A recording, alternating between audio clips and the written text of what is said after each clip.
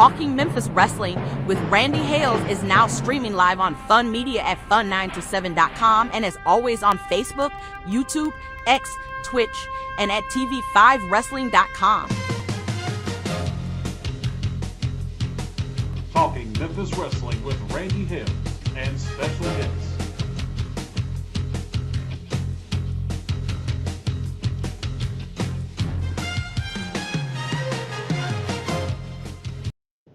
A week ago tonight, we presented Talking Memphis Wrestling like we do every single Tuesday night.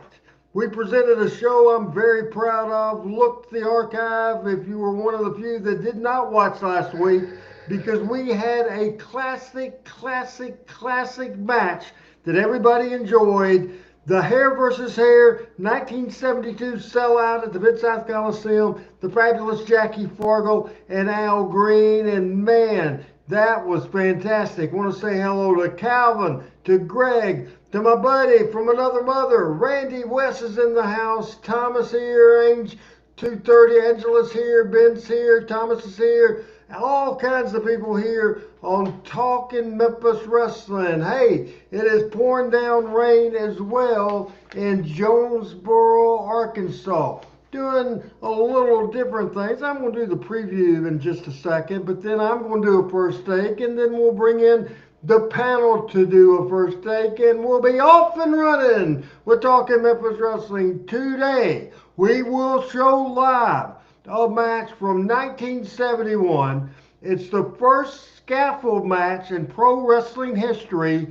Don Greene against Jarrett at the Louisville Convention Center in Louisville, Kentucky. We'll talk about that whole card, the ticket prices, the whole thing. We will have that here today on this program. Also on this program, excited about the fact that with Power Pro Wrestling, that run 98 to 2001, we will show two videos of beautiful Bobby Eaton, the greatest tag team wrestler in the history of mankind. We show him wrecking havoc with Power Pro Wrestling. Joe Mobley, my buddy from McDonald's and the NEA Hospital, is in the house. Frank's in the house. Everybody's in the house. Richard Hood, Ben, and a bunch of people. Hey, I want to do personal stuff right now, so I'm going to do a first take. First thing I want to tell you, you might be shocked. You people might be shocked. I got a new job. Randy Hales has a new job. Randy Hales has a new gig. First time in a long time, and I'm going back to my roots. When it started, when I was 14 years old, I was a freshman in high school. I was chosen, God's know why, and you know what it led to be the ring announcer at the American Legion matches on Saturday night. Excited about that, fired up about it, did that as a young person, and again, you know what that led to. Where am I going now? What's the new gig? It is graphic number 4420. My niece, Kanan Grosbeck, that blonde-headed younger lady, but not high school age lady, is the head volleyball coach at my old school. Open the roof, let it rain, give them hell, hurricane.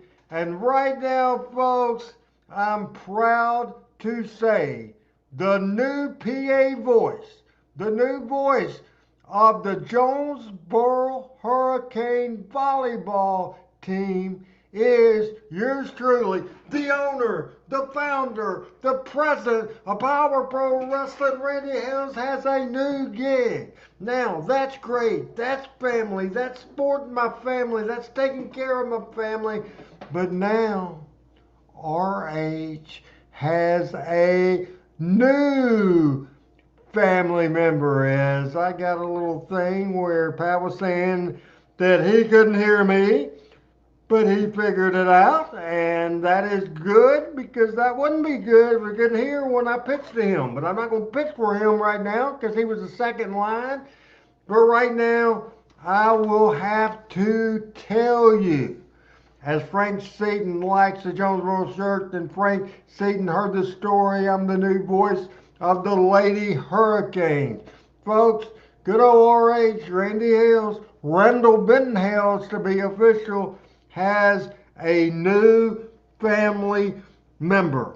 Let's go ahead and show 4427, and you got that up there.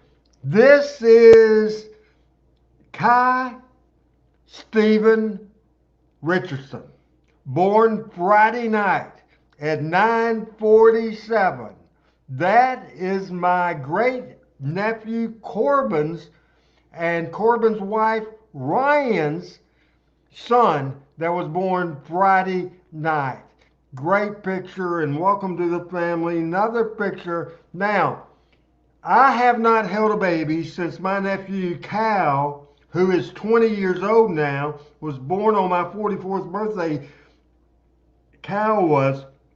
This is a picture of RH this afternoon, about 3 o'clock this afternoon. And this is my great nephew Corbin. He could have been a wrestler, 6'5", 240 pounds. He places the baby in my arms, and I'm thrilled to death with that. And then we'll look at the other picture, 4454. You can tell supporting the Golden Hurricanes, and man, that is wonderful. And that is the Randy Hales first take of the day. Welcome to the family, Kai, and we'll go first come, first serve. He missed 2 weeks. He was all over the place. He had doctor's appointments. He had not for himself. Now, he wasn't doing the doctor's appointments. He was the patient. He was for 14, 15 days. He was all over the country, all kinds of mileage. He missed 2 shows, but he's here with his first take. Ladies and gentlemen, Dr.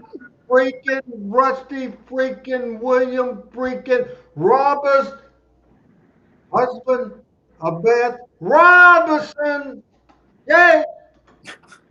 Boy, I can never live up to your intros, Randy, but I appreciate it nonetheless. And yes, we've been out of town for a while. We drove almost 5,000 miles in about 2 weeks or so. So it was lots of fun, but I was worn out on driving by the end of it. So I'm glad to be back at home. Actually, I'm in New Orleans tonight, or a condo there, because I had to do some work over here during the day. And Beth was over in Orange Beach. The pool in Orange Beach looks great. We got the landscaping in, so that's a good thing. People are starting to go in it, so that's good. And we're probably going to schedule a series of pool parties this fall, and maybe even invite the Talking Memphis wrestling crew to come meet us at the beach, and maybe we'll have a pool party, maybe a live event, something like that at the beach, if we can, twist everybody's arm. Somebody say something about a beach party at Rusty and Beth's house in Orange Beach, for sure.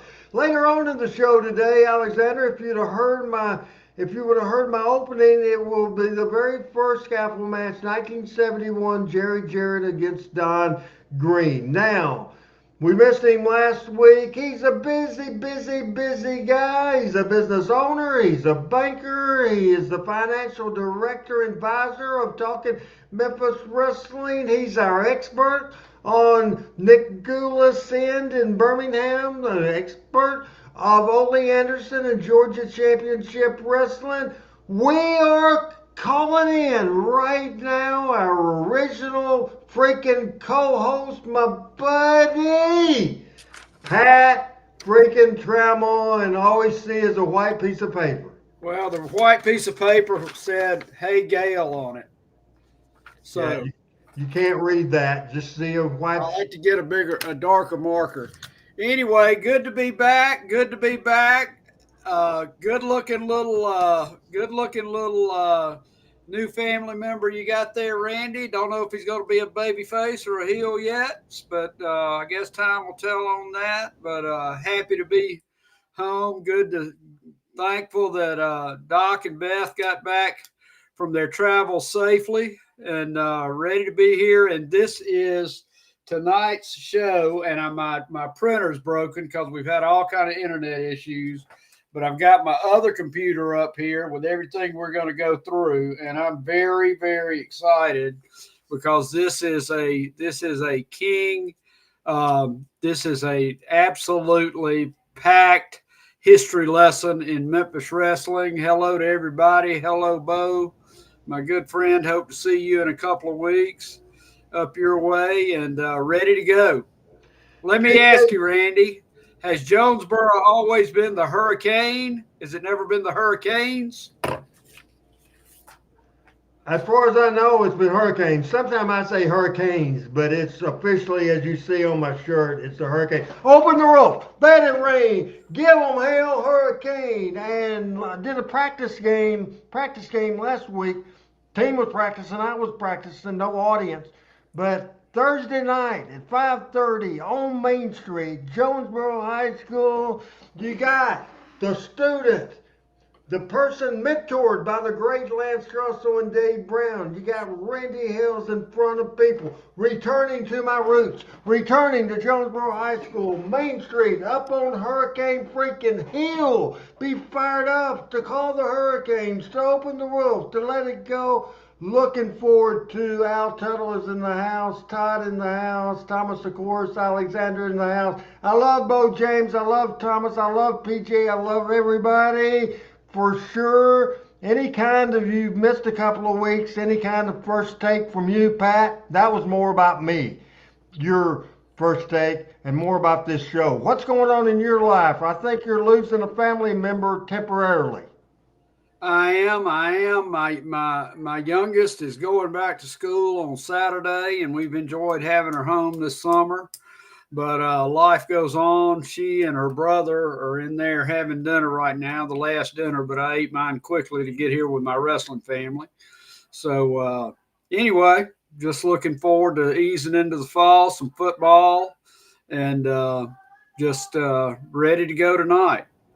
All right. Hey, we'll talk about history. And the funny thing is, we talk about history, and we'll talk about Louisville, Kentucky, and we will talk about the first ever in the year wrestling moved to Louisville, Kentucky later on in that year. And we'll just go directly with the card, Adam. We'll go with the 44-17.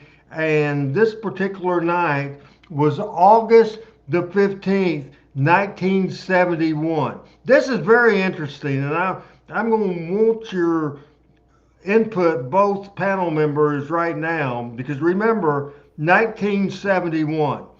We a lot talk about the ticket prices. This blew my mind for 1971. The ticket prices, children under 10 in the general admission section was $2. General admission tickets were $4. On the floor tickets was from third row and back was $6. First 3 rows were $10. Can you imagine that? We'll start with Rusty.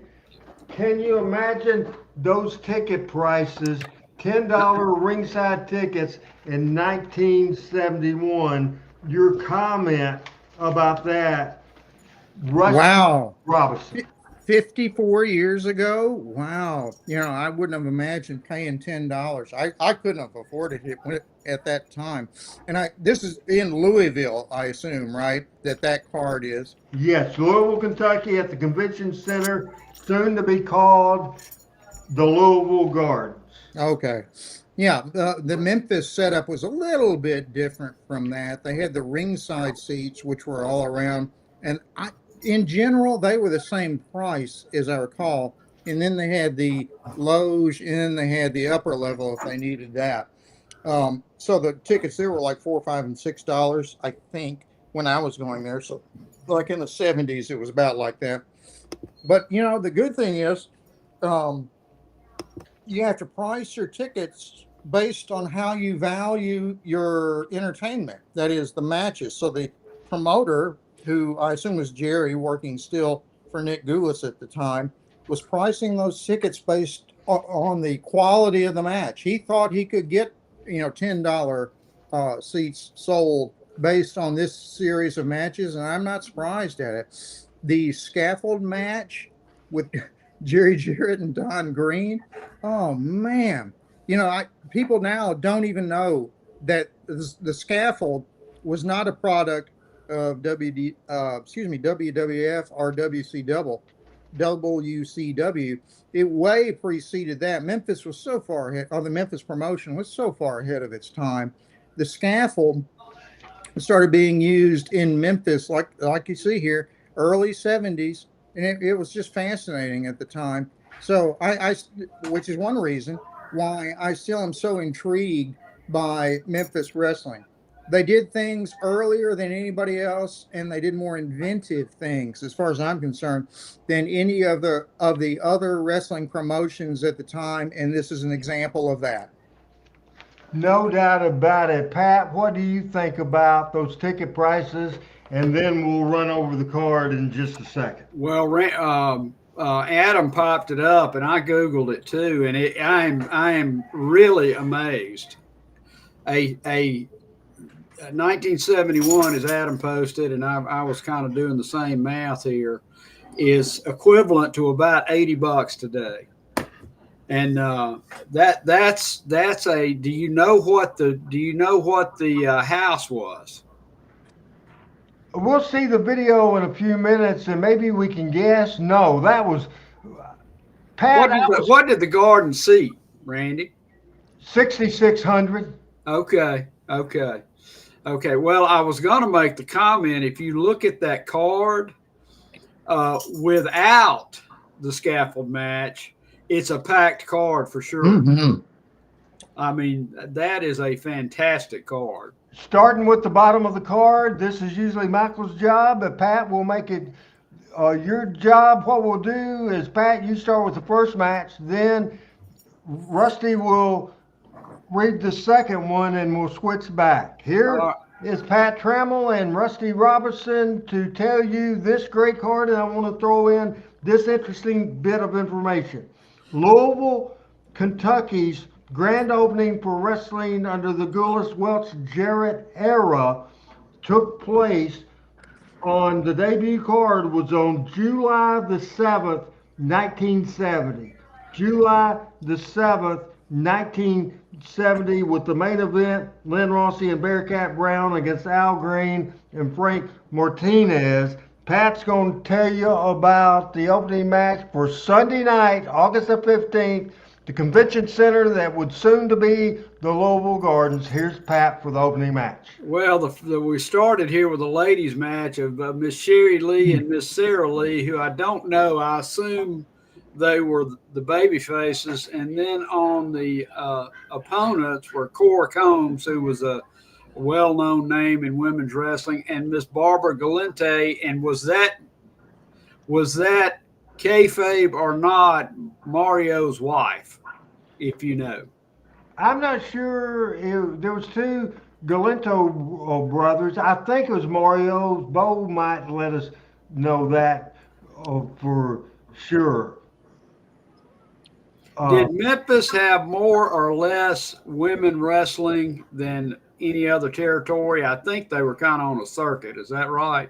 They were on the circuit. They go to a couple of territories. Usually we'd have 2 or 3 times a year, something like that. Here's Dr. Robinson to review the second match of the night.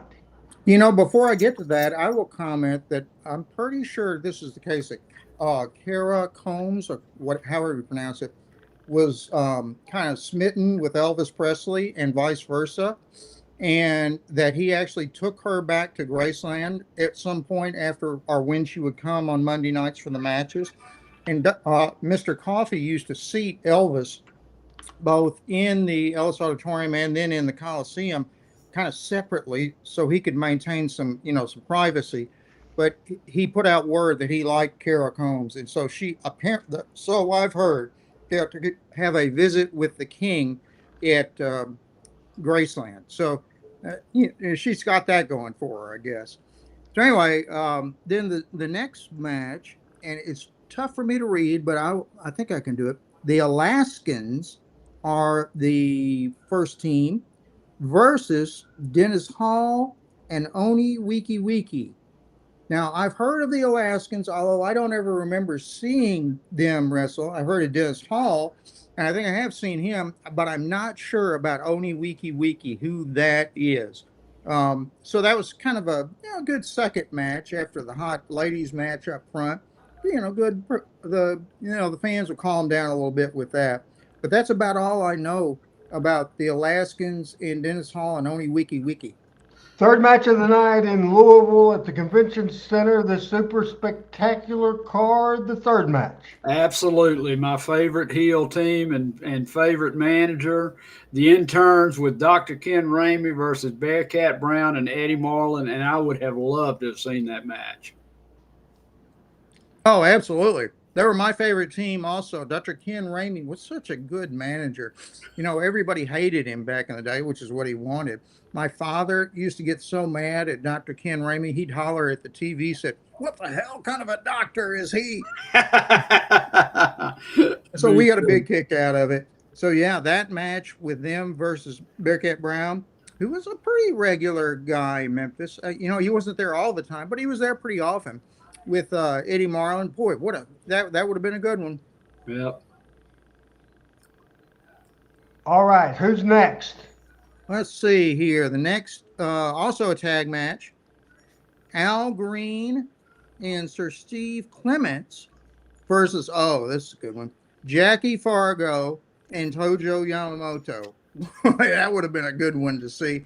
And I guess it's not both Greens because they had elevated Don Greene to be in the Scaffold Match, so they had to find another partner for Al Greene, and that was Sir Steve Clements. So again, I remember that name, but I can't remember ever seeing him. Of course, I saw Jackie and Tojo and Al Greene many times, so I would suspect that was a really good match as well. I don't remember being at that one. Well, I wouldn't have been at that one because this one's in Louisville.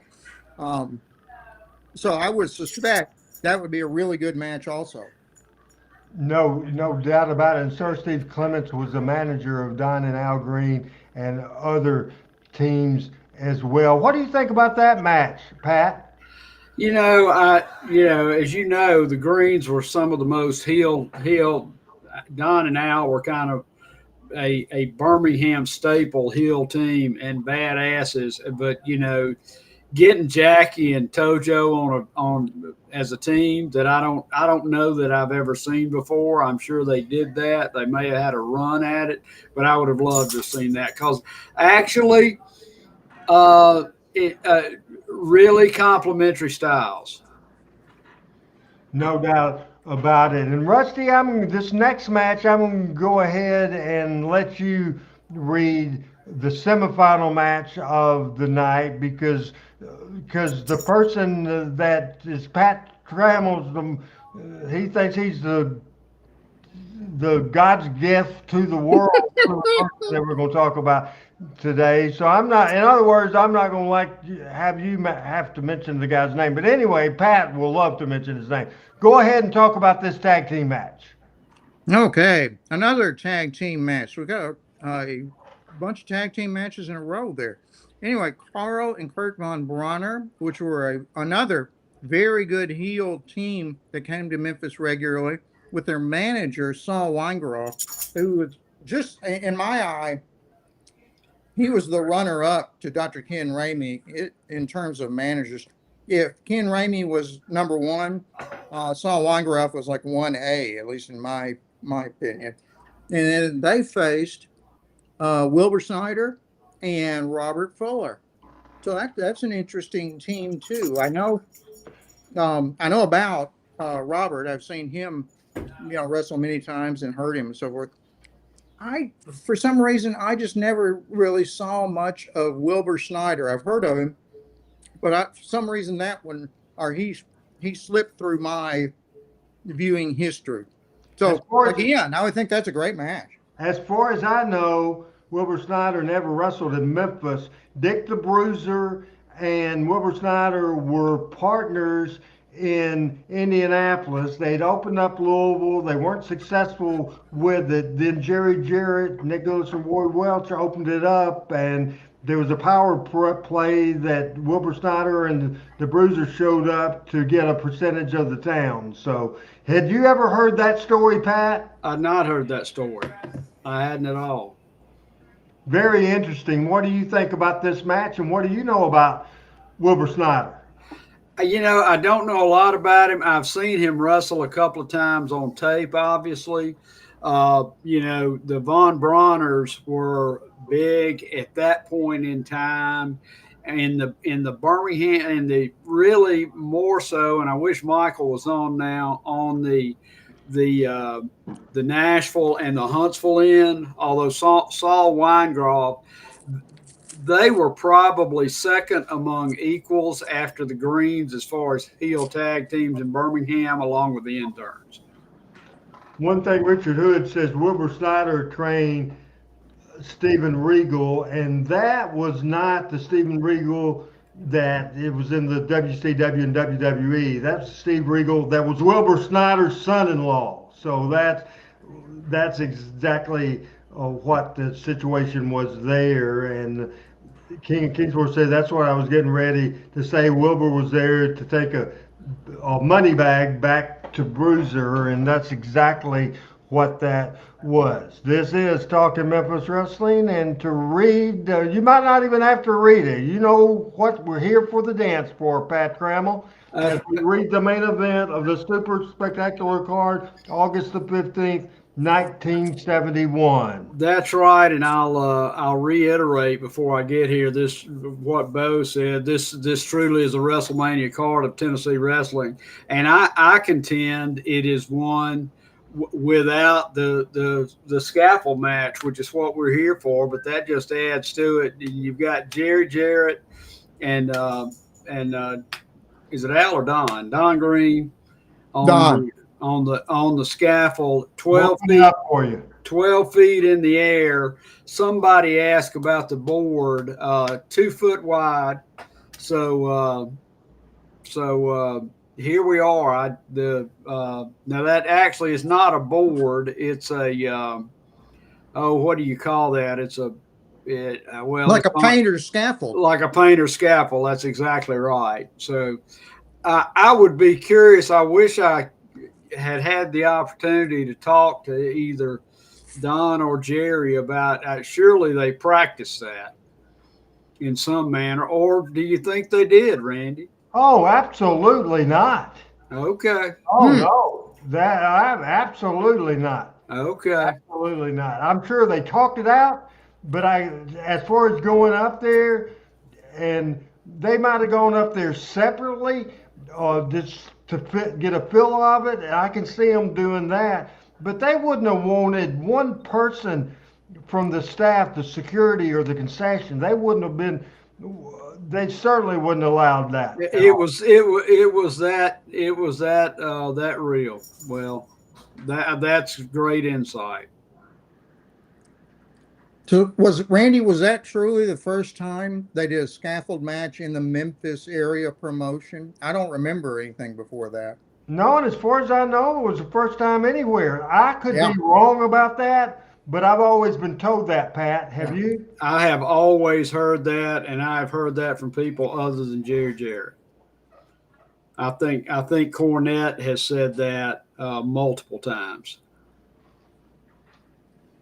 As the poster there, as Adam points out, it says first time scaffold match. So I think, again, Memphis was innovative. I have to give Jarrett all the credit in the world for that, even though later on in Memphis wrestling, we had some doozies. And we may show it next week and the week after.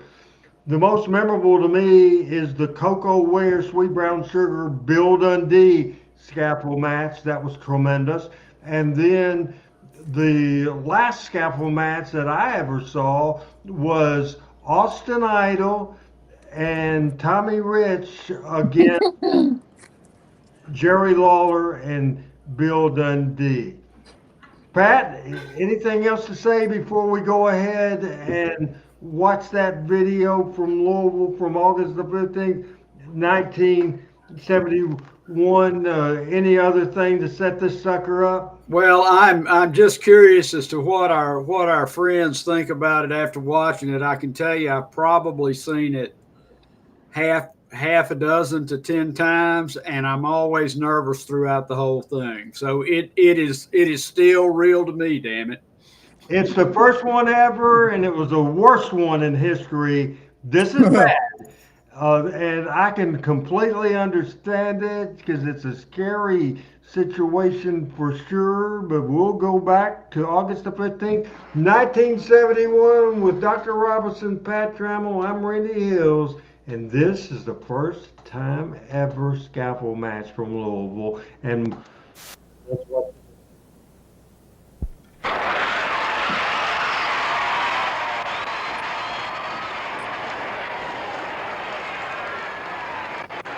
Is that a bouquet of flowers Gary has, Pat? It looks like, I'm sure the ladies brought it. There's no bigger baby face in Louisville history, according to.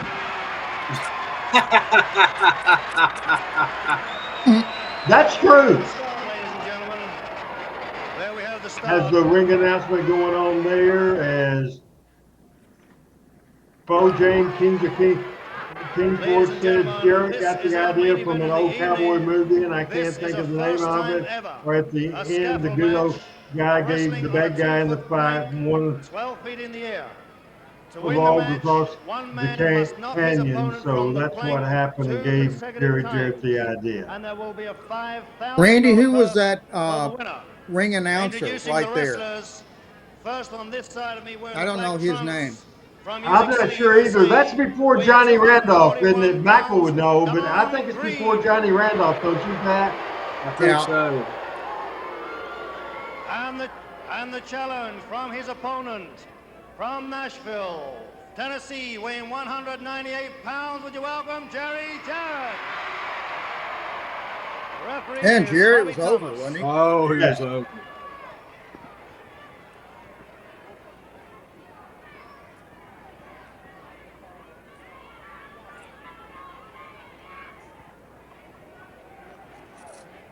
Can't tell who the referee is there. The video, I'm sure it was shot on film.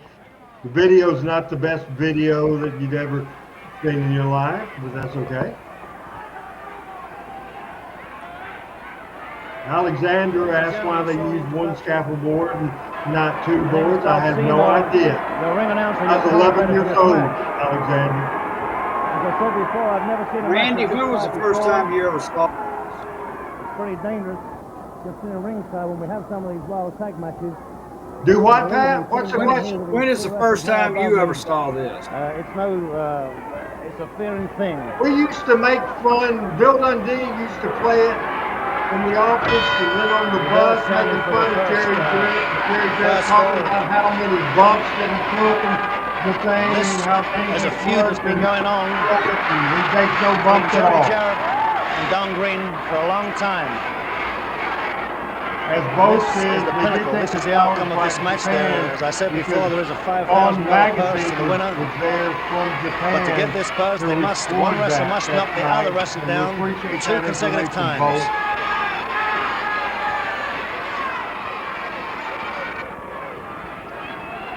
This ball that these men are on is just 2 feet apart. A very, very dangerous match. Jarrett's sitting astride. Sitting astride the board, his legs apart, he's got Don Greene in a headlock, he's trying to get him off. The crowd is getting excited and one leg coming off the ring, off the plank I should say, this board.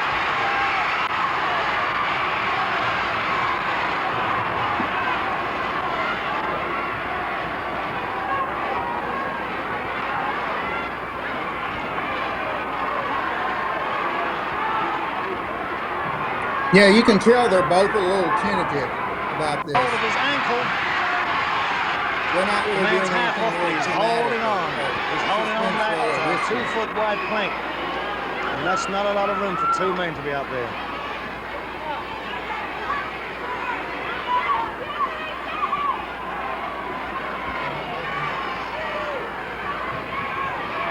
Oh, Jerry Jarrett had a headlock, but Don Greene punched him in the head. He's punched him again in the head using a fist and pulling his hair.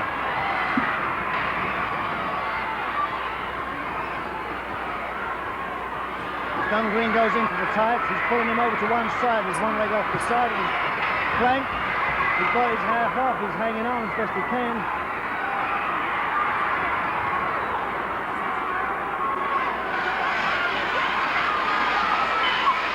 Oh my goodness. Memphis puts the fist in again. And again into the back of Jerry Jarrett's neck.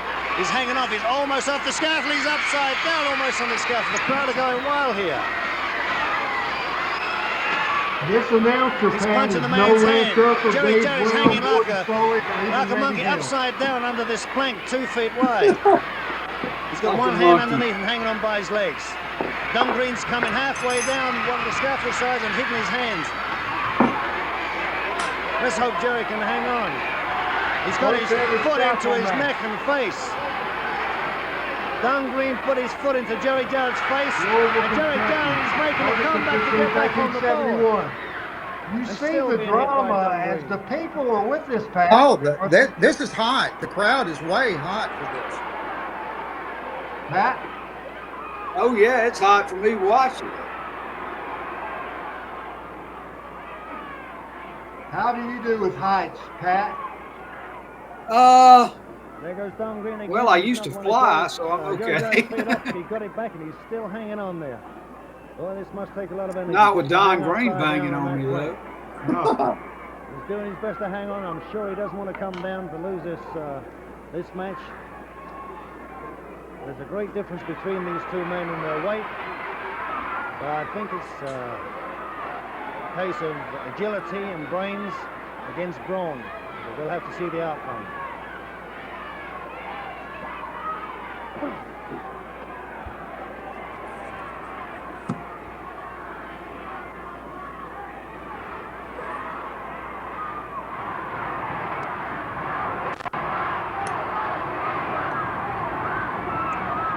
Rusty, did you ever see a scaffold match in Memphis?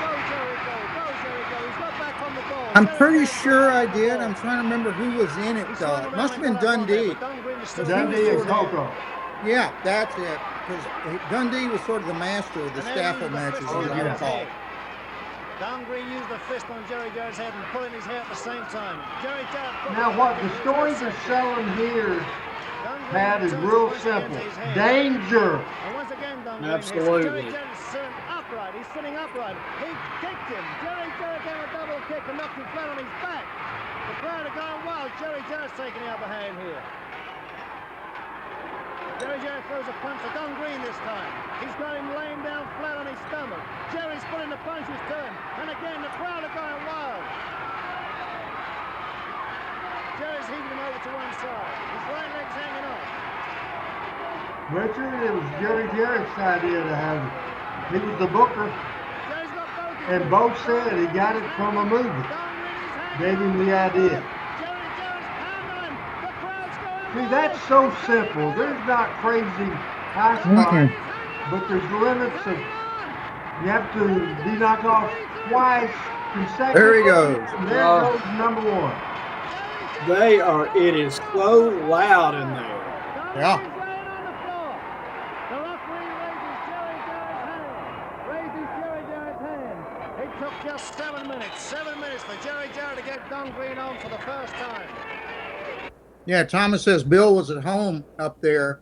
He's referring to Bill Dundee, who had been born to circus performances, I believe, and had some training in a Gets Don Greene off of that scaffold, on a once scaffold, again, basically, or he will be trapeze. the winner, but it has to be 2 consecutive times. Right, Gregory says, but Bill worked in the circus.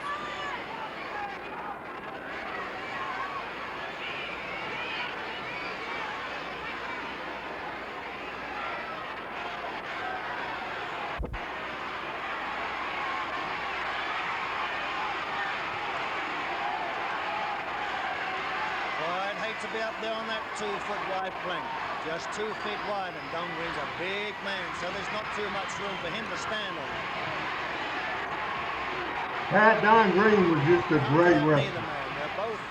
Yeah. Oh, Jerry Jarrett's You found can't Don Greene's you head can't inside ball. overrate he and Al. No. He's feeling really good and aggressive. Jarrett is doing a great job. Now, They got Pat, into you a had finger dropped lock by now, double finger lock, Lynn hand lock. Bossie's store in Nashville. Did you ever go to Greene's appliance store? I did not. I did not know that existed up until probably a year ago when you or Michael mentioned it. Well, Don and Al were both not with us. I went to Lynn's store in this century.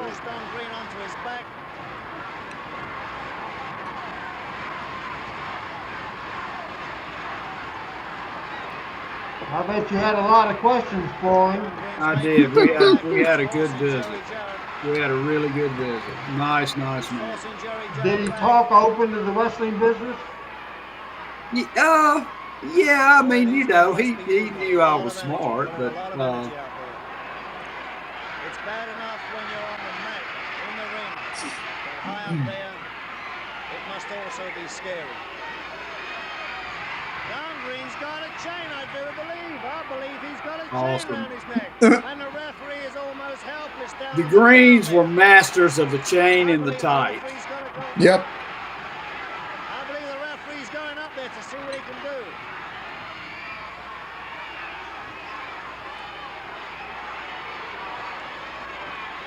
Referee trying to climb up on the scaffold. Trying to restore order. It isn't too easy to see down there exactly just around their neck. There was a chain. There was a chain around there. And now it's been reversed. Jarrett has got the chain. That's a different story. Don Greene doesn't like that. He's punched him in the head. Punched Jarrett in the head and knocked him back. And using the chain again.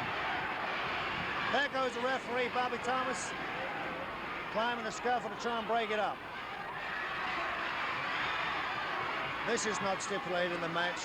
This is something Don Greene's done by himself again.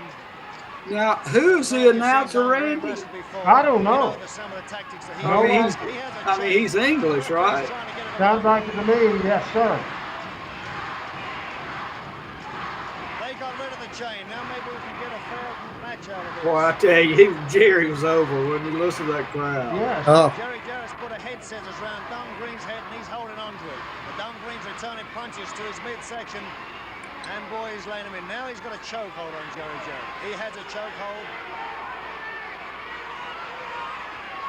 Boy, Jerry's face is grimacing. He must be hurting that neck. He has a chokehold.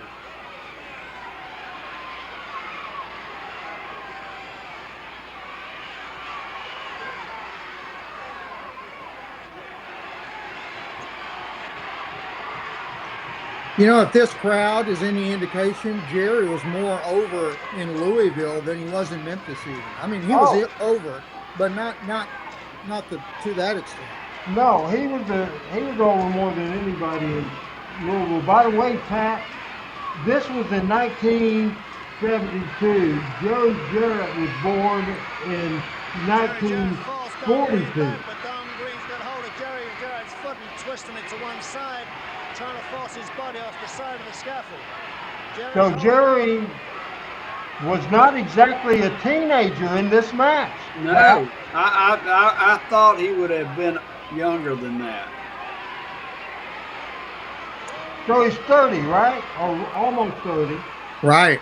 He's putting a lot of pressure. This is in August, and this event was September the 4th, 19. Forcing the other leg off the side with his foot. This match was August 12th of 74. Jerry was born September the 4th of 1942. There's almost 30. Yeah. Jerry died February 14th, 2023 at 80 years old. Jerry's hanging on, though. Jerry's hanging on, hoping he can get into a better position. You know, Alexander in the chat mentioned Jerry Jarrett was under 200 pounds. I think that was part of the gimmick. They would announce him at 198 pounds, as I recall. And that was to make him kind of the underdog. I don't think he even weighed 198. I thought he was lighter than that. But that made him an underdog, announcing him at that weight. I mean, Yes, sir. now old men shrink, right? But I'm 5'9", and Jerry was shorter than I am.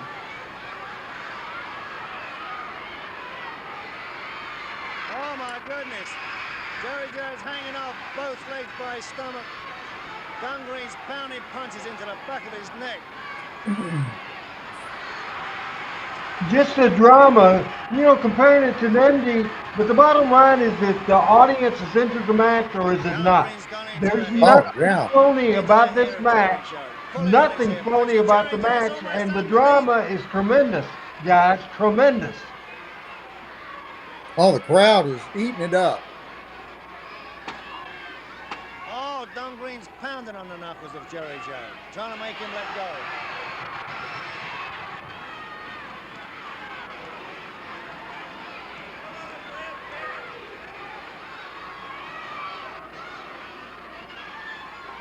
Oh my goodness, that must wear a man's arms out, hanging upside down. Don Green stomping on Jarrett's hands. He's falling down, and Jarrett went to the floor. There he goes. Jarrett went to the floor. This makes the first time he's been down. That makes one apiece. First Don Greene, the referee raised Don Greene's hand, and you probably heard the retorts of the crowd booing him. Alexander in the chat again says, I bet Jerry was the same height as CM Punk or Seth Rollins. I think he was even shorter than that, Alexander. I think CM Punk was 6 feet or so, and Jerry was several inches below that. Adam is asking, why is this considered bad, just compared to the others of the modern era? But watching it now, I think not only is this not bad, it's a hell of a match. I mean, the scaffold matches that I've seen are at least twice that wide. And this 2 foot makes it so much different. Yeah, I was going to say, in WCW, when they started doing it, and they had like the Midnight Express and so forth on there, it was 2 of those scaffolds side by side, so it was twice as wide. Adam made a comment backstage. It's not considered necessarily a good match, but it's a real situation. And I'm paraphrasing you, Adam. I'm sorry. It feels like a real situation, and it sure does.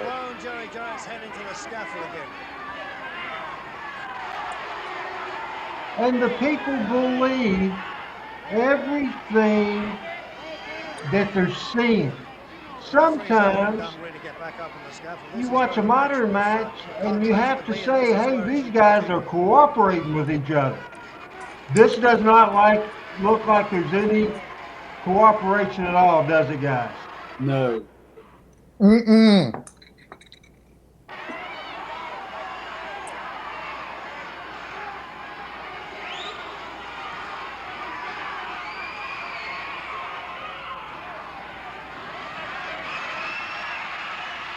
Rusty, have you ever watched this match?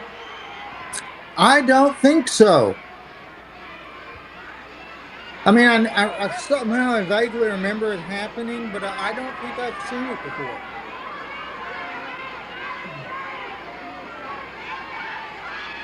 Richard asking if Dutch Mantell was in the scaffold match. Not that I remember, but I couldn't bet my life against it. Pat, do you know? I don't. Good point. Good point, Alexander. The referee's trying to stop it. The referee had a really tough job here. The announcer is really telling the story. The announcer, I was making fun of him earlier, but he's doing a good job.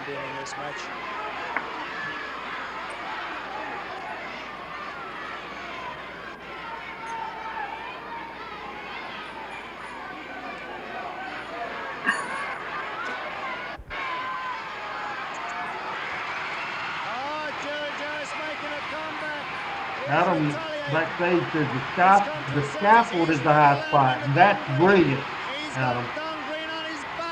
Adam also says this sounds like a radio call. He can imagine it on the radio.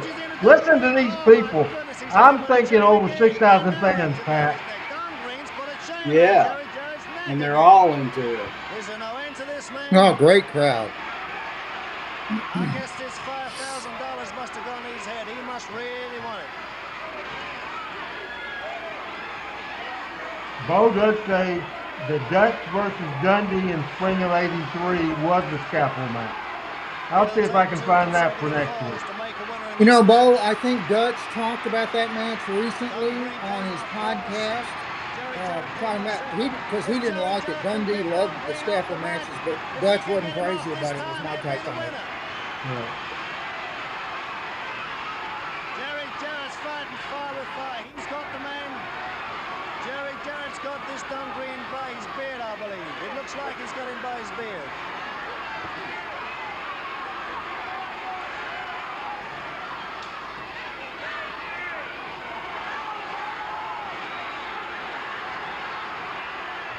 He must feel a very happy man after this great feud.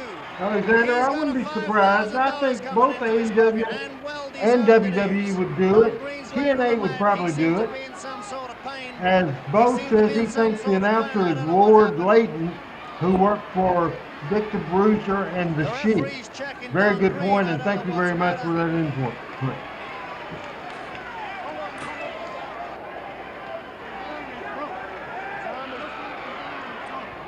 So they're selling like a broken arm here, Pat.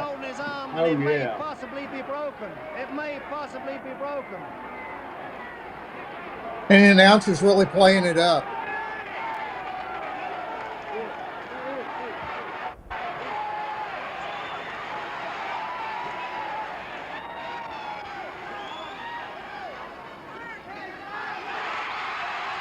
There's the answer once again, ladies and gentlemen. Somebody's thrown a wreath into the ring with Don Greene's name on it. A wreath. Yeah, PJ says, hope the commentator didn't have a heart attack. No kidding. He was really into it. He won't be able to return. His arm looks like it's broken. Jarrett is the winner. He wins the $5,000 purse.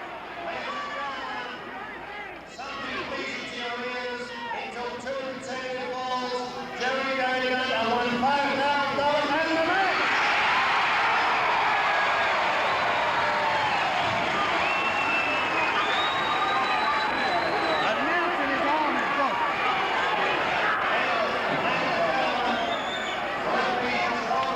Hey, you look pretty on both sides. A great win for him. As Adam said, $5,000 the and a great people championship. pop This for the match has broken finally come arm. to a head between You know you're over as a heel. No doubt about it. As we'll go ahead and come out of that, that's the scaffold match. That's the first scaffold match that there ever was. That was August the 12th, 19. Let me look at that. I'm screwing up my notes here. That was August of 1972. August the 15th of 1971. I don't get it right yet. 1971. That's a long time ago. Pat, I was 10 years old. Your comments about what we just saw, full screen, Professor Trammell will break down this. This will be his Jim Cornette version, his Bully Ray version of breaking down a wrestling match. He'll do that right now on Talking Memphis Wrestling. Well, what you notice to this, as opposed to modern scaffold matches, is you see the intensity of two people on there's no high spots on that. It's about brute strength. It's about positioning. You know, the second round where Al Greene pulled out the chain, choked Jerry, all that got the crowd into it. You know, that heated the crowd up, and then when he won the third fall, the whole place just popped. As Cornette says, they threw the babies in the air. Absolutely, there's no doubt about it.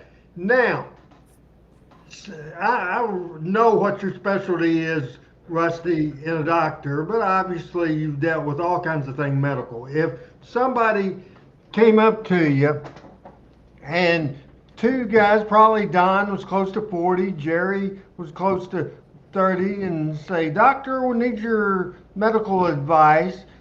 If you think I should do it or not do it, if I go up a 12-foot scaffold and I wrestle for 20 minutes in front of 6,000 people, do you think that's a good idea?" Because sometimes I'm sure people ask you questions not having anything to do with traditional medical advice. What would your answer be for Green, Rusty Robinson, to answer that question and also give his thoughts on that match? Oh, I'm surprised I have not seen that match before. That was Really? really good. I'm in fact, as Adam said in the chat below, I'm surprised anybody would say that was a quote bad match. That was a terrific scaffold match. It is. Pat said maybe there weren't quite as many big spots in it, but it didn't need it. They played it just exactly right. Now, if somebody asked me, should you, in general, should you do a should anybody do a scaffold match without being ready to get hurt? No. Something's going to happen if you fall off at 12 feet, and it may not be good. You certainly could, like a big guy like Don Greene. What was he, like 240 or so? He certainly could have. Yeah, he could have broken something very easily. That might have been legit. I don't know whether it was or not, but it certainly could have been. And the bigger the guy is, the old saying, the harder they fall. But that's legit. You're more likely to break something if you're a bigger person falling from a height than a smaller person, because you just have more mass and energy when you hit the ground. So if you ask me, I would say no. But knowing wrestling, if anybody's going to do it, I guess it would be professional wrestlers. For sure, as we come back to us, and if you put Richard Hood's latest comment, because we have a question here, and it's not directed to me, which kind of hurts my feelings. Richard Hood is saying, we'll start with Rusty first, then Pat. It says, "Pat and Rusty, how are you doing?" Richard Hood wants to know. So answer the question, because you don't give a shit. Richard Hood don't give a shit how I'm doing or not. So Rusty, answer that, Richard. I think we're going to X-nay him. Answer the question, please. Oh, I'm doing good, Richard. We're having a great time tonight. It's a beautiful night in New Orleans. I'm in New Orleans tonight, so it's a beautiful night here, and we're having a great time. So just humor, Randy. He's just had a new great nephew or something. So I don't even know how to define that child, but that's a great. Great. That's not hard to understand. That means my niece had a son, Corbin. So she's my niece. Corbin would be my great nephew. Kai would be my great. It's real easy. Okay. You're a damn doctor. I don't have a medical degree. I can figure it out. Okay, so that's what we have to put up with, Richard, when we're asking Randy how he's doing. We'll get a big it's best just to leave that one alone, Richard. So good to see you, Richard. So Richard asked, go ahead. Respond to that, because he wants to know how you're doing. Well, I'm doing well. I'm happy to be here with everybody. I'm sorry you're not getting the attention you feel you deserve, but you asked Rusty and I. And Richard, I'm sorry, I can't scroll down. I was going to read something else you said, but Doc, I no offense to your profession, but I don't think you need a medical degree to see if you fall 12 feet from a scaffold. Yeah, that shit's going to hurt. Now, Richard, I will tell you this. Can I say this, Randy? And yes, sir. I said it before. The thing that impressed me most about that match that I don't know if you can sell in wrestling today was the intensity of them close, no high spots, just mano a mano, brute strength, trying to get each other off that scaffold. Look at that picture, guys. The intensity. How serious Don is looking there. He looks concerned for his life, which he was. Sure. Hell, I would have been too. Absolutely. That's just Absolutely. I know what I want to say to Richard. Yeah, he mentioned Cornette getting hurt in a scaffold match. I think he fell off and went straight down on his knee. And Rusty, you can give us some medical stuff here, and didn't bend. And I think Yeah. he tore the ligaments in his knee up. Yeah, Cornette's talked about that in his podcast many times. He actually blew out almost every single ligament in that knee when he had that fall. And he's never really recovered from it, as far as I can tell. He's had surgery on it, and he still limps a bit from that. Big Bubba Rogers was part of that team, and he was supposed to catch Cornette, but there was a spotlight that freaking blinded Big Bubba, Pat, and so he didn't see Cornette coming. Yeah. So he just didn't catch him, and boom. So that's what happened there. Yeah. No doubt about it. That was just fantastic. I love it when we get back to the roots. And last week we showed the 72 highlight. Pat and Rusty, I wish you'd have been here. Last week we had the most numbers that we ever had in history. We still can say that's the record numbers unless we have a whole bunch of people watch the end of this show today. But it was just a fantastic show, and today we are really showing. I enjoyed that match. Now that I had an open mind, Pat, I enjoyed that better than the Jackie Fargo Al Greene hair versus hair match we saw that you missed last week on Talking Memphis Wrestling. Well, it's certainly something you don't see every day, and hats off to Jerry and Greene, man. Those guys, Don and Jerry sold that like tomorrow's newspaper. No doubt about it, and we will move right now, and we won't spend a lot of time because I want to show a video later on, two videos later on this show. Go ahead, Adam, and pull up 4415. This is from August the 10th, 1963, and I love it when we do this. I love it when we find cards back in the beginning days of Memphis wrestling, and there we go. This card from Monday night, and this was in the year 1963. I wouldn't have been quite 2 years old at that point. At the bottom of the card, see TV stars in action. Then it says Donnie Fargo against Tinker Todd, Larry Montana against Rocky Smith, the fabulous Jackie Fargo in 63 against Don Greene, who we just saw in a match in Louisville in 1971. And the final match for the World Tag Team Championship, Carl and Kurt Von Bronner against Alex Perez and Tojo Yamamoto, and that's at the Ellis Auditorium in Memphis on Monday night, August the 10th, 1963. Your thoughts as we go ahead and take that card off, Adam. Your thoughts briefly, Rusty. Oh, first thing I noticed, Lenny Montana. Is he not the guy who went on to play the role of Luca Brasi in the first Godfather movie? He was a professional wrestler, a real big guy, and he was Italian. And he played, it was like an enforcer type character. I'm pretty sure that's who it is. Bo might know that, or Adam, but I'm pretty sure that was the first thing I noticed. Wow. What else did I notice about that? Let's put the card back up, please, so Rusty can see the card as he's talking about it, Adam, if you don't mind. Yeah, the other thing, Donnie Fargo is on the card with Jackie.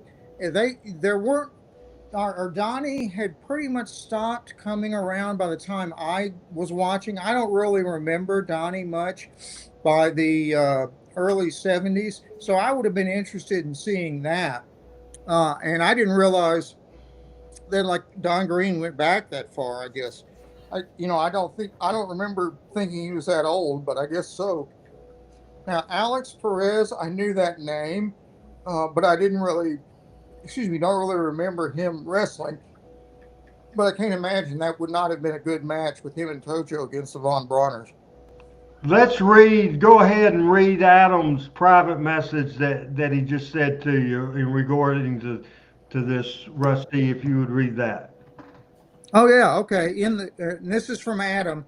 In The Godfather in 1972, Francis Coppola hired former wrestler Lenny Montana to play the role of Luca Brasi, who is one of Don Corleone's henchmen.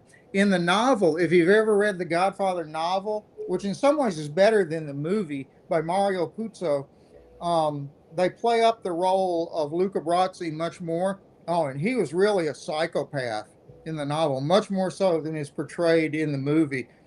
But I will tell you, Lenny Montana did a great job as in that role. The scene at the beginning of the movie when they're having the wedding and the Don is sitting in his office taking people in to come see him, you see Luca Brasi or Lenny Montana standing out in front, and he's practicing his speech that he's going to tell the Don when he comes in to give him his gift for his daughter getting married, and it's just classic. He can barely read, and he has to memorize his speech because he doesn't want to be embarrassed in front of Don Vito Corleone. A great scene. Now, Pat, one of the great things about this show that we've been doing for 4 or 5 years now, our goal is to educate our listeners, but how many times does Michael get educated, Rusty gets educated, I get educated, and you got educated? This is just real strong, good stuff, and thanks for Adam for doing that research, and thanks to all our audience that made comments, because that I did not know. Your comment on that card and the bit of information that the nugget we just got, Pat. Well, I got that, and Google is your friend, and I pulled him up. But he became involved in the Colombo family in the late '60s before the movie. But it talks about how he was a mask guy, and he and Eddie Graham had a big run in Florida together, a big group of matches. But I never knew that. I mean, we've all learned something interesting tonight. Randy, was Donnie Fargo a real brother? No. Okay. None of the three, neither Don, Sonny, or Jackie. No, Jackie and Sonny were real brothers. Were they? I didn't know that. Yeah, I thought that. I'll be darned. Absolutely. Well, there you go.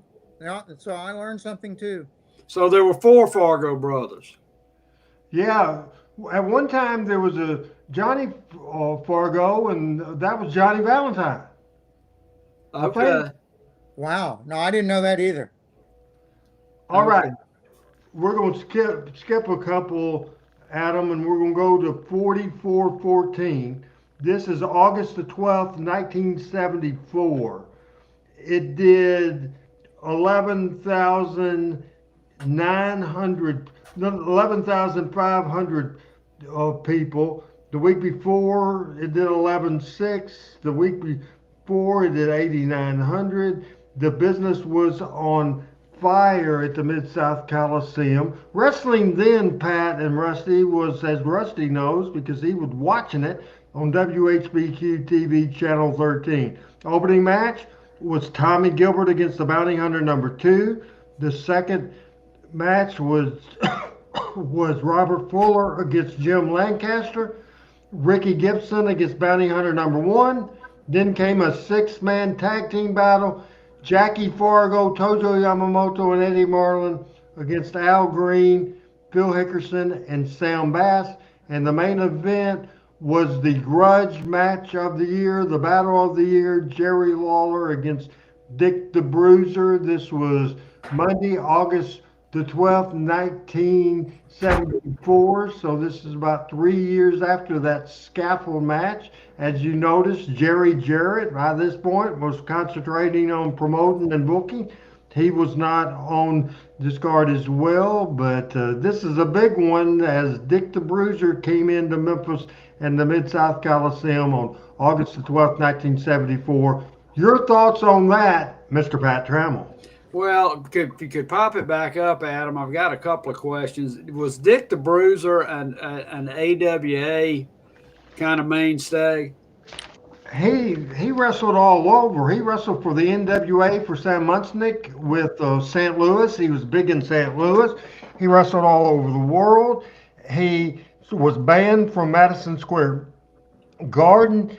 He wrestled all over. He opened his own territory in Indianapolis, Indiana, in the WWA. So that's where you were thinking there. So I would assign him to the WWA, Pat, more than I would anywhere else. Okay. Okay. And that's what connected him with Louisville, is that he considered Louisville part of his territory when he was in Indianapolis, and he had run it for a while, but kind of, I think, run it in the ground, and kind of quit.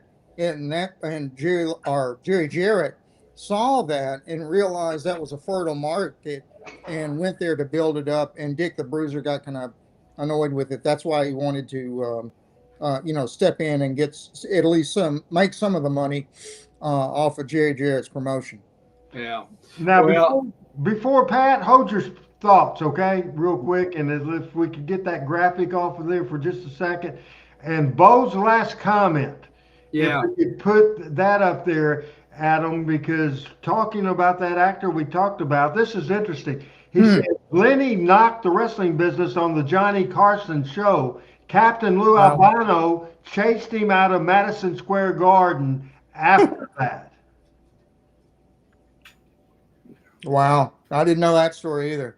And Richard Hood asked why Dick the Bruiser was banned from Madison Square Garden, just the same reason Jackie and Don Fargo was banned. They caused riots at the Madison Square Garden for sure. Now back to that card, and we can put it back there. As Pat, I think might have some more questions. As Pat, I guess you need that card up there, and there it is. Well, the comment I was going to make is I am generally not a fan of 6-man tags. I think there's just too much in and outs and all that. But you've got some fantastic wrestlers in that one.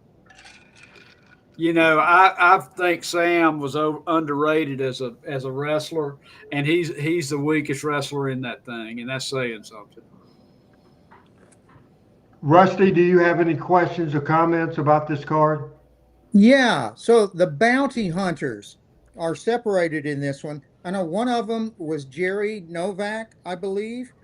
The other one, was his name Gary Graham? No, David Novak. They were brothers. Jerry and David Novak. Yeah. Okay. I don't know why I thought there was a guy named Gary Graham who wrestled for a while, who I worked with, believe it or not, at a Kroger grocery store back in the day after he quit wrestling. And I had thought somehow he had been one of the bounty hunters at one time, but who knows? A lot of people claim the wrestlers when they never was.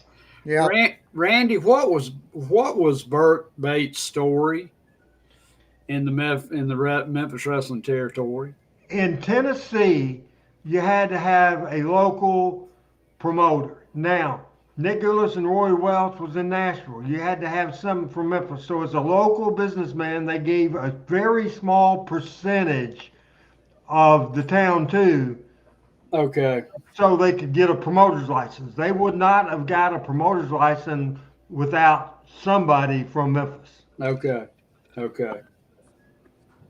Burt Bates actually married a girl who went to college with my wife and I at Rhodes College in Memphis. Were you sure that wasn't Guy Bates? No, it was Burt. It was Burt for sure. Burt was old. Yeah, he was several years ahead of us, but he married a younger woman. Oh my goodness. Way to go, Burt. That's exciting. All right. Hey, last thing we're going to do, a couple of videotapes. I have a lot of memories from the 1998-2001 run of Power Pro Wrestling. We'll see stuff from the year 2000 and 2001. This first one is the debut on Memphis. It has some other stuff because it's about a 5-minute, 42-second video, but let's watch the debut for Power Pro Wrestling against, without a doubt, look at me, people, so you can tell I am serious. I've been around wrestling a long time, met hundreds of thousands of wrestlers, however many I have. There was no nicer human being on the face of God's green earth, without a doubt, than beautiful Bobby Eaton. Did you have comments with that, Pat? just a consummate professional, nice guy. The stories Cornette tells of not being able to let Bobby out at the C-store because he would take care of all the bums hanging around and buy whatever they wanted and all that. I mean, I've never heard anybody. I met Bobby once, but I never heard anybody say a bad word about Bobby Eaton. And that's hard. In the wrestling business, you can find plenty that'll knock me and knock Bo James. Bo's knocked me, I've knocked Bo. Anyway, we will watch the debut of Power Pro Wrestling, and this is a good little segment, and to the best of my knowledge on this show, it's 5 minutes 42 seconds if you want to look for it there, Adam. For my knowledge, we played it on the Monday Night Power Pro show when we used to do that. Never played it on this show. 5 minutes 42 seconds. The moral of this story is you'll never see your grandkids again. Let's watch. Well, we still got some more power What hour a to day go it's here. been, Dave. I've seen everything today. We just got through seeing the Spellbinder win a 10-man hardcore limit. I'm losing my gum, Dave. Tell you what, you've done great. You've done a good job and have not interfered. I hope I can still say that when this is over. Hey, you watch your mouth, man. Here is Brandon Baxter of Victoria, and you promised you'd have your partner with you, and I say here you are, no partner. No, Dave. Are you trying to say that when I make a promise that I don't make good on that promise? Yeah, many times I would say that. Well, what I'm going to do right now is make good on that promise. But before I get there, remember last week, Bill Dundee came out here and he called me out like he was a big shot, right? The big commissioner called me out. Well, Bill Dundee this week, Brandon Baxter and Victoria, we're calling you out. So play the commissioner's music, and Dundee, get out here right now. Hey, don't go ordering the commissioner around. I suspect if you invite him out here, he will come. No, they can say what they want to. I don't know. You better call down Bill Dundee. Let's see who this But I bet he will be here in just a minute. Well, he's not here. There's the commissioner back there. Here he comes. Superstars! For one thing, it'd be better to invite him out nicely instead of ordering the commissioner around. It's a little different. Beautiful Bobby Eaton, the special guest co-host on this edition of Power Pro Wrestling. Hey, that ain't no big shot, Commissioner. I'm just the commissioner. Now, if you got something to say to me, say it, and all them nice folks. Otherwise, you're just taking up valuable tea. Absolutely. Let me see if can you remember back a week ago when you told Victoria and myself that we needed to find a tag team partner? Do you remember that, Bill? Yeah, I remember that. Okay. Well, we went out, and when you said I needed to find a tag team partner, there's one man's name who comes to mind as the best tag team wrestler in the history of the wrestling business. The best tag team wrestler that there ever has been and that there probably ever will be. Bill, this man... Hey, Jerry Lawler ain't going to be on your side, and Bill Dundee ain't going to be on your side. Yeah, because that's who's going to be whooping you in Jonesboro. Don't ever forget it. Lawler and the Cat, they can come out and try to do what they can try to do in Jonesboro. But the man that I've got for a partner, he's a former Southern Tag Team Champion. He's a former Mid-American Tag Team Champion, a Mid-South Tag Team Champion, a World-Class Tag Team Champion, the United States Tag Team Champions, and the NWA World Tag Team Champions. Do you know where I'm going? Let me introduce to you our partner for the big showdown at the Nut House. He is the Midnight Express member, beautiful Bobby Eaton. Oh, Bobby no way. Eaton. He's got Bobby Eaton. Bill. Hey. There he is. Hey, Bobby. There he is, beautiful Bobby Eaton, headed this way. Amen, Thomas. Shakes hands with Brandon Baxter. A hug for Victoria. I can't believe Hey, it. that's Bill Dundee's son-in-law, Dave. Bill, I know you can't believe it either. Yeah, I heard Brian Christopher say, but Bobby was Bill Dundee's son-in-law. This is never going to happen, Baxter, because this ain't nothing to do with wrestling, what you're trying to do. You don't like Bill Dundee, and I know you don't like Bill Dundee, and you're probably right, all the things that you said about this man. But the main thing you left out, punk, he's my son-in-law. That means he's married to my daughter, and he ain't sticking up with you. So, let's go, man. You ain't doing it. Yeah. Hold on a minute, Bill. I'm not no little boy. You don't tell me what to do. I gave this man my word. He's paying me a lot of money. And you know I'm shooting when I say this, because if you and Jerry Lawler, I had to leave for years from Memphis, because you got the big push, Lawler got the big push. And they wanted to hold a superstar back. They tried to hold him back for years. Let me tell this to Lawler, okay? In Jonesboro, I want Lawler to bring in Pussycat with him. I'm going to give this man my word. I'm going to stomp him around. And if you say one more thing to me or touch him again, you won't see your grandkids ever. Oh, now come on, don't do that. Don't get family into it. This, brother. Well, let me tell you something. When you left Memphis, I left right behind you. We went to Louisiana, and you made more money than you ever made, and I made more money than we ever made because I looked after you, brother. I didn't let nobody stab you in the back, and this punk don't care about it. Hey, you better watch yourself because I've signed this man to a contract, and I mean, it doesn't hurt matters to Victoria. She thinks he's cute. That's fine, huh? How do you like that? Well, let me tell you this, and I'm going to give you something to think about. When you go back to Charlotte, you tell your little grandson, my grandson, your son Dylan, you pick this idiot over me. Bobby, I wish you'd rethink. You probably thought that Brandon Baxter wasn't going to find the partner. Well, Wednesday, February the 21st, Jonesboro, Arkansas at the Convocation Center. It's the showdown at the Nut House, and Jerry Lawler and the Cat, you can pay attention very closely because this man, the greatest tag team wrestler in the history of the wrestling business, that includes you, Grandmaster Sex. Hey, it ain't nothing for me to bitch slap your butt, okay? Hey, what'd you say? I came over here because I couldn't believe that he actually came through with something and brought a great wrestler out here. And then you gotta talk to me like that? Hey, don't get involved, Brian. No, you get banned.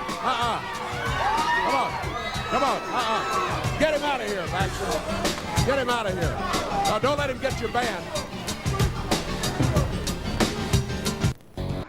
All right, as we come back on the set, and we'll start with this because I would bet money my friend Pat Trammell had never seen that piece of business before. Your comments, and how about Bobby's language? You see why we didn't used to let him talk? I never saw that. Real issues sell. Is that what they say? Yeah. Personal issues draw money. Personal issues draw money, and you can't get any more personal than that. Any other comment from that video? You know, was that the Victoria, or went on to become Victoria in the WWF after that? The lady who was with Yes. Brandon? Yeah, that's what I thought. A younger Okay. version of Victoria. Yeah, I'll be darned. I didn't realize she had been in Power Pro. Had you seen that piece I of business? had, although it's been a long time, and I remember that angle of them talking about being son-in-law and father-in-law, and that was a great angle.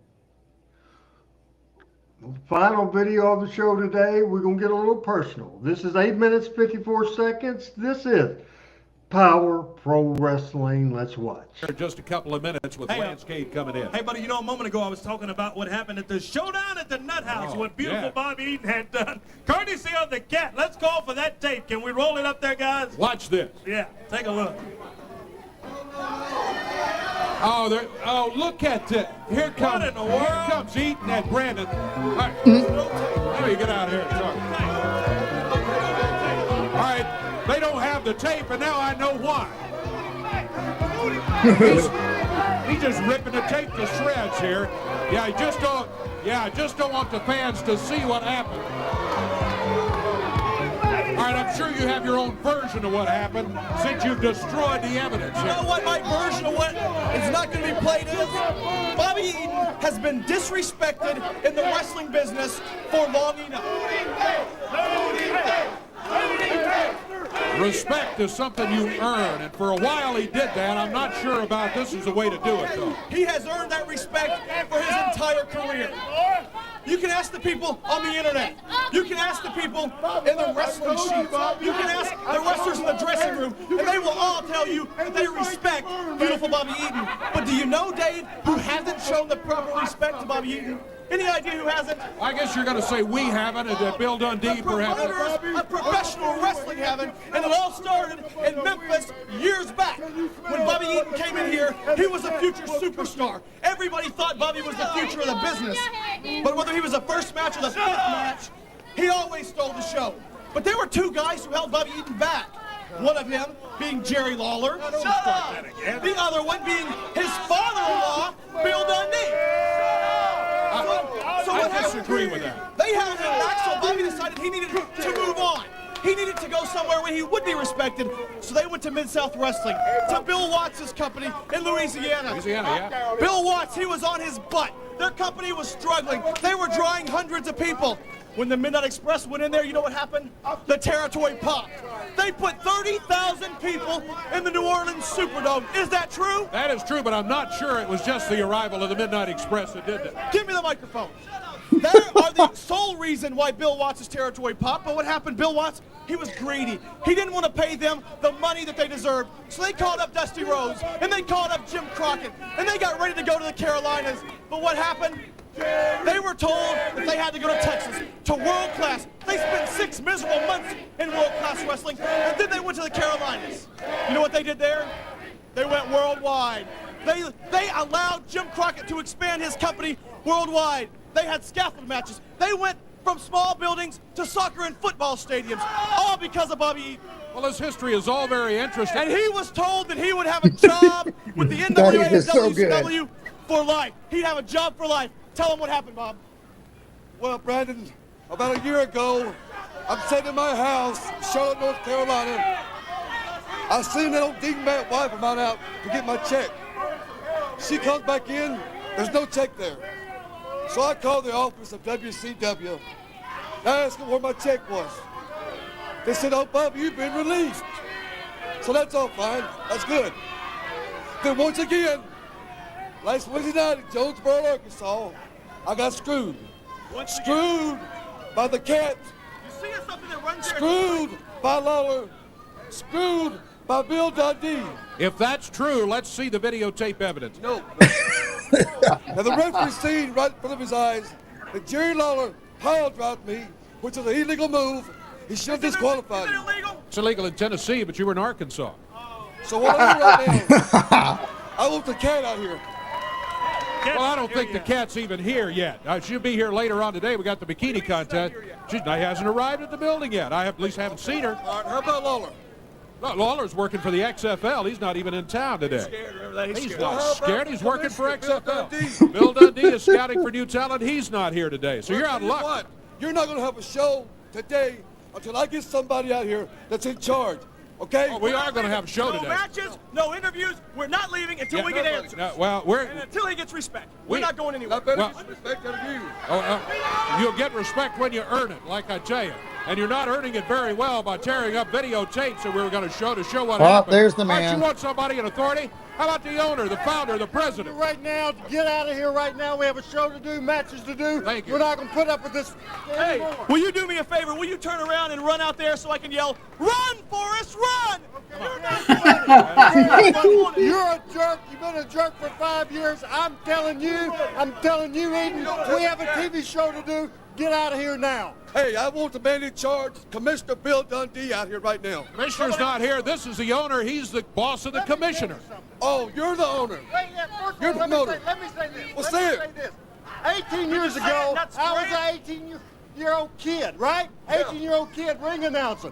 I'm not a kid. I'm not an announcer. I own this company, Bobby. Oh, you're the owner. You're exactly right. I'm not going to put up with you. I'm not going to put up with you. I'm going to tell you to get out of here. You're not going to run over him or everybody else. We're tired of this. Oh, I know. You're just like Jerry Jarrett. You're like Eddie Marlin, Bill Watts, Terry Golden, Fritz Von Erich, Dusty Rhodes, Jim Crockett. You're all a bunch of scumbags. Hey, Dotson, get out of here.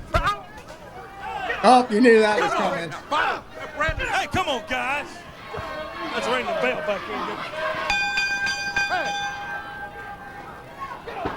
Bobby Eaton just jumped on Randy. Y'all think I'm about to take the Alabama Jam, Pat? God, it would be such an honor. You don't earn respect like that, let me tell you, Eaton. Come on, leave him alone. I'm not 100% sure, but...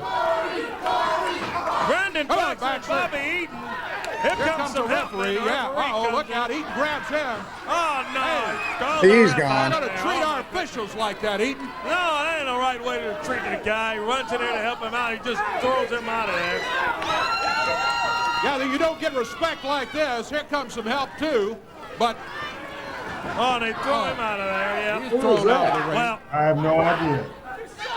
It's going to take more than one guy at a time. Adam, to do get you these know? little chicks off. Uh-oh, Bobby. Boy, Bobby I didn't just recognize nailed him. Everybody, Here comes some more Push help. him over the top. Come on, Bobby. Cry out loud. Goodness. Here comes the Bulldog. That'll help even things up. He grabs Eaton. Looks like I didn't think Now the the Bulldog going after him. Baxter's keeping everybody out. Here comes Bradley. Oh, here comes Steve Bradley. Bulldog. Oh, come on. No help for Randy. Steve Bradley. All of this Rest in going peace. on. And That now makes things worse.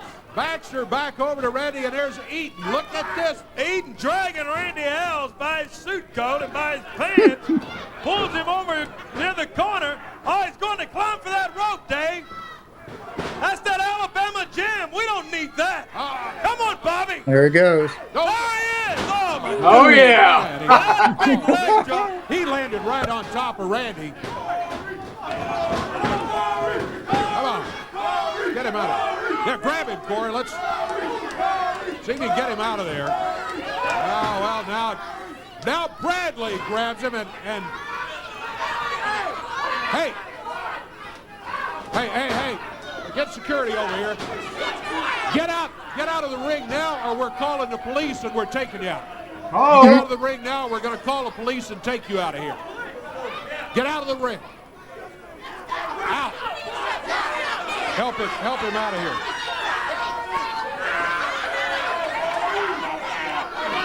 Out. Get out of the studio. Out of here. Yeah, you don't get respect that way. You get out of here.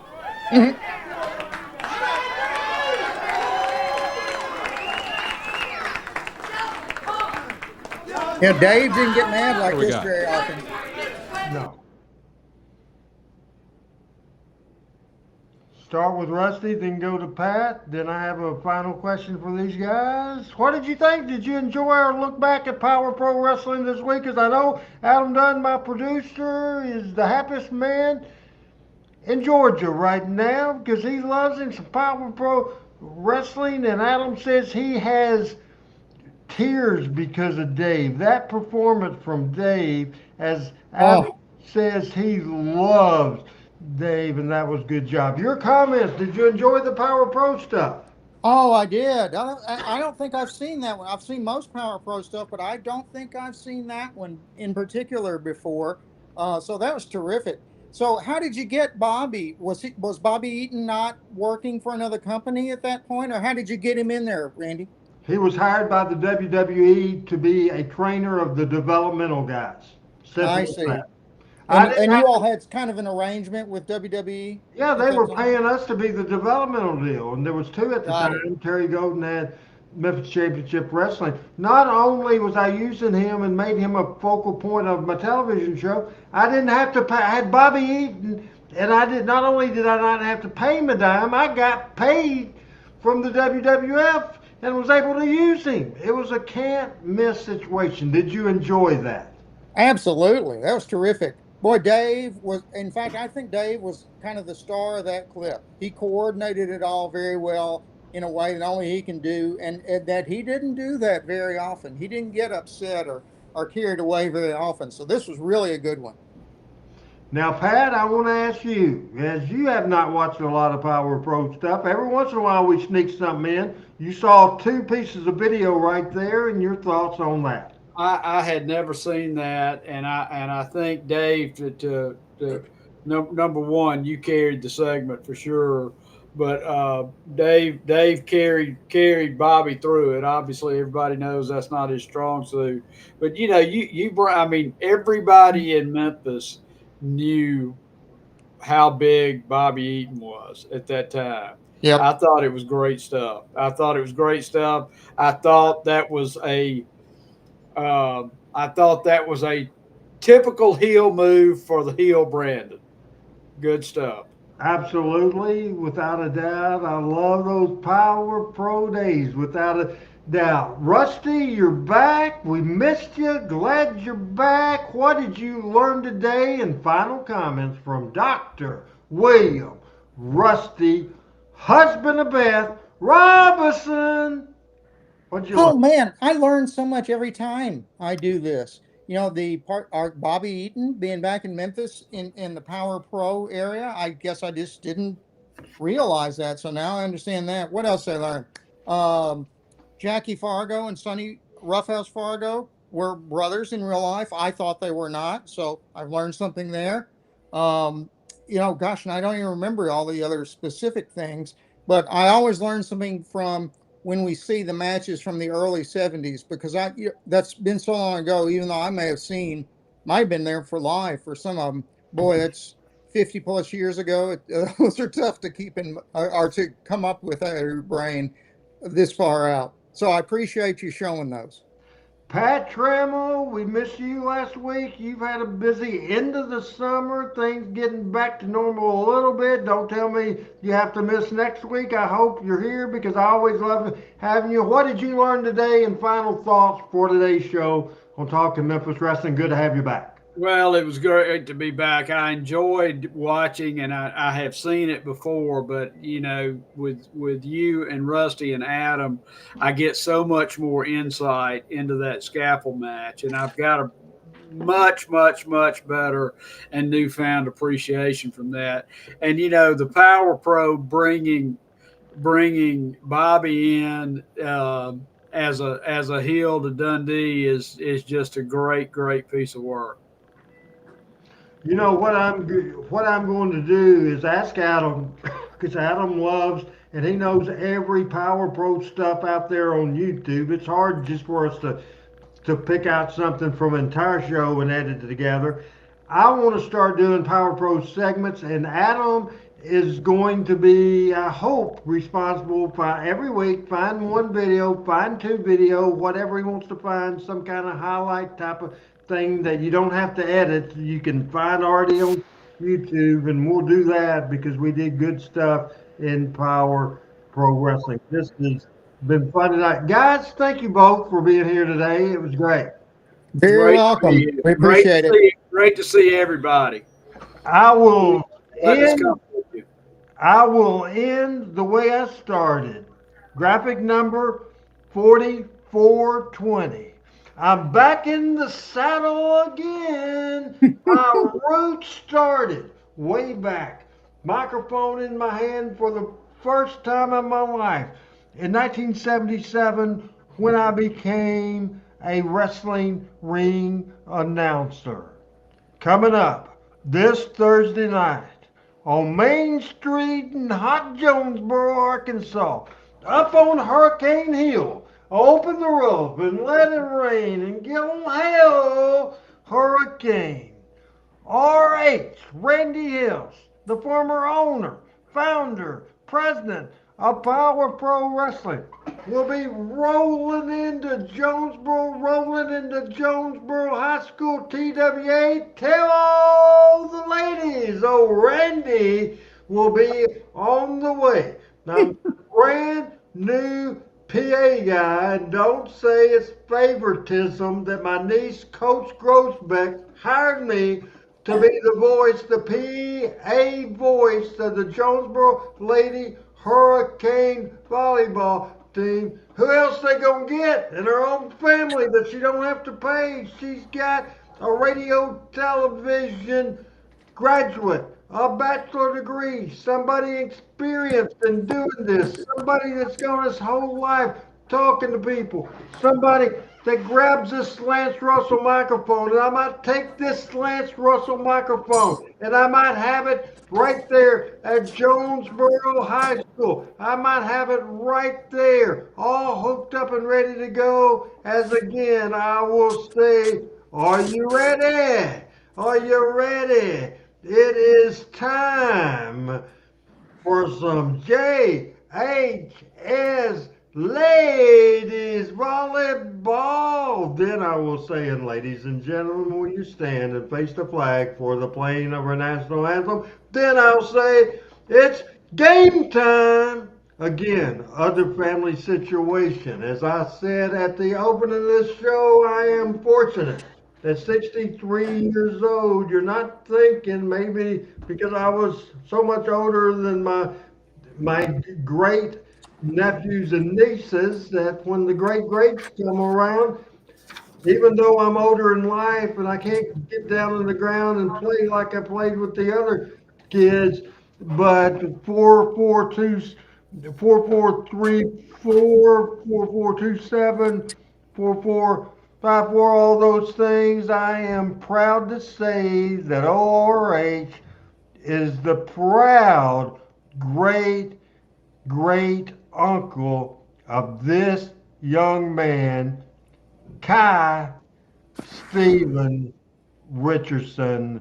Family is what it's all about. As we'll close this show now, if they're still there on a 3-shot, certainly, even though he doesn't join us too much and we just happen to, there we go. We don't have the option right now because Adam does not have a camera on. Folks, great show, right, guys? Absolutely. Enjoyed every minute of it. For Pat Trammell, Rusty Robinson, and Adam Dunn, and all the great people, and Bo James and everybody else. PJ, love you guys. I'm Randy Hales. Go Hurricanes! Thank you, everybody. Love you, Kai. Good night, guys. Good night.